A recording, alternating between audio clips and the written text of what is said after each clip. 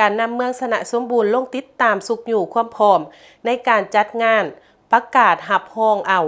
วัดพุทธศักดิ์สิทธิ์บ้านใหญ่พัฒนางัวแดงเป็นมรดกทางด้านวัฒนธรรมท้องถิ่นของแขวงจำปาสักวันที่27มังกร2026นี้การนำเมืองสนะสมบูรณ์นำโดยทานบุญเพ็งศิริวัฒน์รองประธานคณะกรรมการปกครองเมืองผู้สีนำเวียกงานโค้งเขตวัฒนธรรมสังคมเมืองพร้อมด้วยคณะกรรมการที่เกี่ยวข้องของเมืองได้ลงติดตามสุขอยู่การกะเกียมความพร้อมในการจัดงานประกาศหับห้องเอาวัดพุทธศักดิ์สิทธิ์บ้านใหญ่พัฒนางัวแดงเมืองสนะสมบูรณ์เป็นมรดกทางด้านวัฒนธรรมท้องถิ่นของแขวงจำปาสักโดยมีทานสมภทัยเกตมาลารองหัวหน้าแผนกวัฒนธรรมและการท่องเที่ยวแขวงจำปาสักทานนางแก้วมณีดวงมาลาไลหัวหน้าหองการวัฒนธรรมและการท่องเที่ยวเมืองพระอาจารย์สมสนิทแก้วบุตรดารองประธาน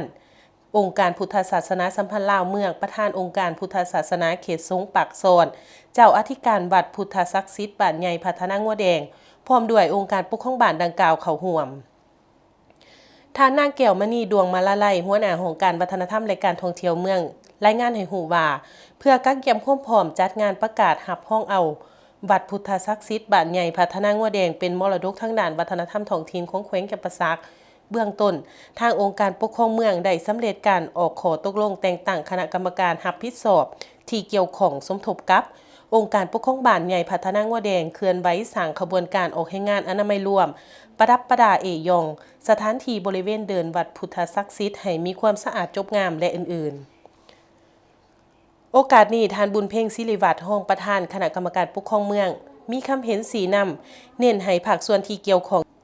สืบต่อเอาใจใส่จัดตั้งปฏิบัติหน้าที่เวียกงานต่างๆที่ได้รับการมอบหมายโดยความรับผิดชอบสูงและเคลื่อนไหวโฆษณาประชาสัมพันธ์ด้วยหลายวิธีเพื่อเฮ็ดให้พ่อแม่ประชาชนที่อยู่ภายในแขวงและต่างแขวงรับรู้อย่างกว้างขวาง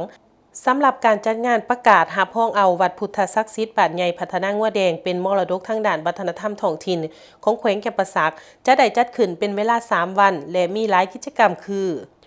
ในวันที่31มังกร2026มีการแข่งขันกีฬาสวงเรือที่ทาน้ำเสโดนของบ้านใหญ่พัฒนางัวแดงซึ่งมีทีมนักกีฬาสีพายเรือสวงประเภท12สีพายทรายประเภท6สีพายยิงทรายเข้าร่วมแข่งขันทั้งหมด17ทีมชมการแสดงศิลปะวรรณคดีจากน้องนักเรียนโรงเรียนมัธยมศึกษาสมบูรณ์งัวแดงชมการประกวดนางสาวธิดาเขาจีประจำปี2026ในวันที่1กุมภาพันธ์2026เป็นมื้อจัดพิธีประกาศหับห้องเอาวัดพุทธศักดิ์สิทธิ์บ้านใหญ่พัฒนางัวแดงเป็นมรดกทางด้านวัฒนธรรมท้องถิ่นของแขวงจำปาสักอย่างเป็นทางการและในวันที่2กุมภาพันธ์2026เวลา 6:30 หา 9:00พิธีทำบุญใส่บาตรถวายสังฆทานแด่พระสงฆ์สามเณรและในเวลา 19:00 หา 20:30ได้มีพิธีเวียนเทียนตื่มอีก